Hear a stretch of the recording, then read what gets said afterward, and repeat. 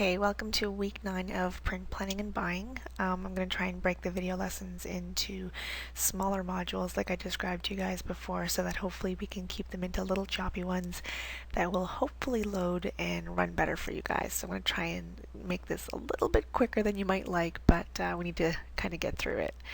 What we're going to do today is review newspaper ad sizing that we discussed last week. The biggest chunk and obviously the most important chunk is going to be costing out newspapers and how we do that. And then we're going to do an example together, and then you guys are going to have an independent practice one that I'm hoping you're going to be able to do. Okay, reviewing ad sizes really quickly, just as a reminder.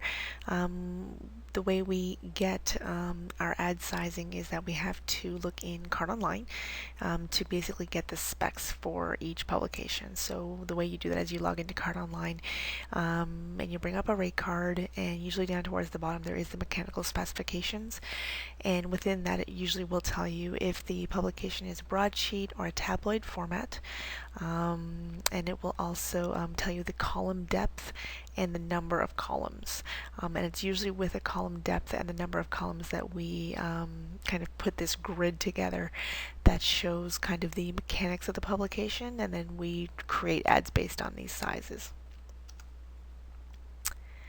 Okay, so to determine a full page ad, again, just as an example, using the Hamilton Spectator, if we were costing out a full page ad, we would use the full page column, so it would be 10 columns wide by the full 301 lines deep.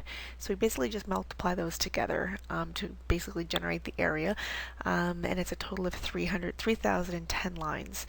That's how many lines we'd be purchasing in the Spectator if we were buying a full page. And with that total lineage, we then multiply that by a certain line rate that we'll get into in a little bit.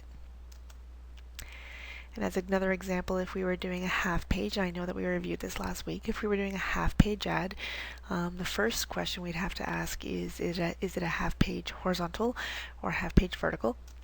So as an example, if it's a vertical ad, vertical running up and down, obviously, if an ad runs vertically and it's the full lineage down, it's the full number of lines. So it's 301 lines deep by half of the columns. So we take 5 columns and multiply that by 301 lines to get our total lineage. So we'd be buying 1,505 lines. If instead we were buying a horizontal format of a half page, we would take the full number of columns. So we want it to be the entire width of the publication, but we would only take half of the lines. So it's 10 columns by 151 lines, give or take. I mean, the lineage in the Spectator is 301 lines deep. If we divide that by 2, it creates a fraction, so you can round up or down either way. You could either multiply that by 151 or 150. Either way would be fine. Because you can't buy half lines, you have to round up or down to a whole number, obviously. We're going to get into just quickly costing newspaper ads. It is a lot more complex to do than magazines. In magazines, usually there's standard sizes listed, full page, half page, DPS, things like that. Most newspapers haven't moved to that format yet. It's still calculated based on determining the total lineage that you want to buy and then multiplying that by a line rate, adding in color charges and various other things. So it's a little bit more complex and it takes a bit more effort, which is why we're going to dedicate a couple of classes to it. So most publications, when you bring up their rate cards, it looks something like this. So they have a column that says space rates or, advertising rates or, something like that, or, there's something about rates, and there's usually a grid that has kind of this look and feel to it.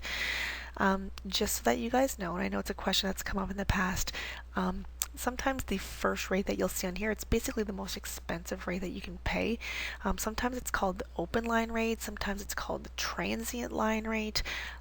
What that is that is basically the most expensive price that you pay, and it's basically for a really casual or infrequent advertiser. It's for someone that doesn't qualify for any type of discounting. They haven't earned that right basically because they haven't spent enough money. It's the most expensive line rate. Examples of people that probably pay that might be like small business owners that just maybe advertise a little sale once a year, or maybe an individual buying a space for a personal message to don't know, to propose to somebody, who knows?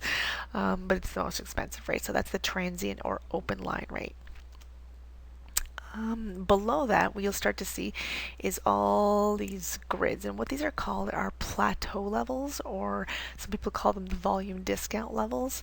What they are, I know that they're a bit more confusing looking, but basically what these are is similar to what we saw with the magazines. When you guys would see frequency discounting, sometimes it would say, here is, in a magazine, here's the 1 to 3 time rate, and here is the 4 to 6 time rate, and here is the 7 to 10, frequency rate. Basically, this is the same kind of thing.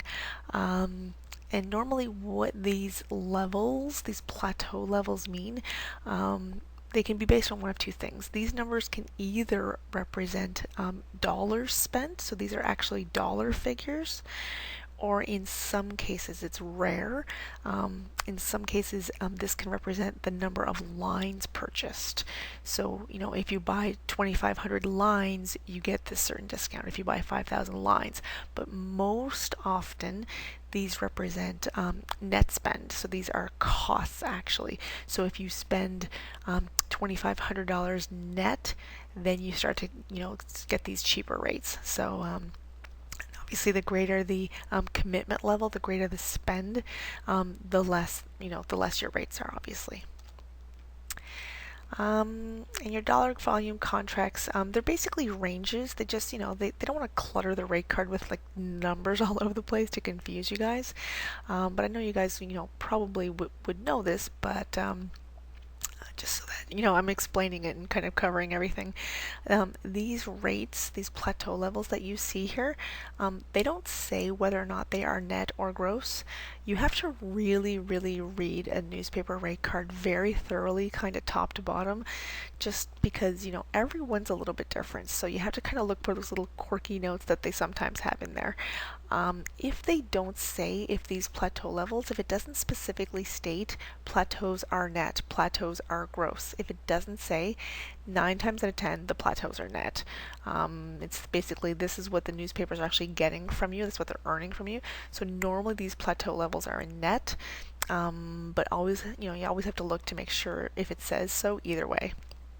And then what the levels mean is that, for example, at this $2,500 net spend level, that basically means if you're spending between $2,500 and $4,999, if you're kind of in the range between these two, these are the rates that you get: the $5.92 and the $6.99.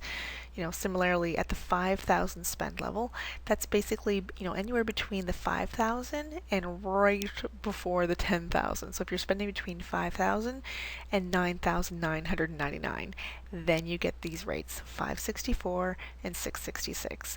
So these plateau levels are actually ranges up until the next plateau level. But they just, like I say, they just don't want to clutter the rate card with all these, ranges and numbers all over the place. But these are what they mean. So if you're spending, $3,500, you're in between these two ranges, the 2,500 and the 5,000. So you take the lesser amount because you're not spending 5,000. You're spending the more than 2,500, but less than 5,000. So you take the 2,500 rates. So these are actually ranges. And this is where it starts to get interesting, and this throws people off a lot, so we're going to try and take it really, really slowly. Again, in many cases, unless your rate card states otherwise, and that's why you have to read it really, really thoroughly, these plateau levels are normally in net dollars. So I think I just said that on the last page. These plateaus are normally based on net spending, but the line rates that you see over here are typically listed in gross dollars. So these rates are in gross, but these plateaus are based on net spending. And once we get into actually doing the costing charts and stuff like that, you'll see how you need to really kind of keep an eye on that, and you need to have to kind of play with the net gross a little bit. It does get a little bit confusing. But again, unless it says otherwise, which it might, a lot of times these plateaus are net spend, but the rates are gross.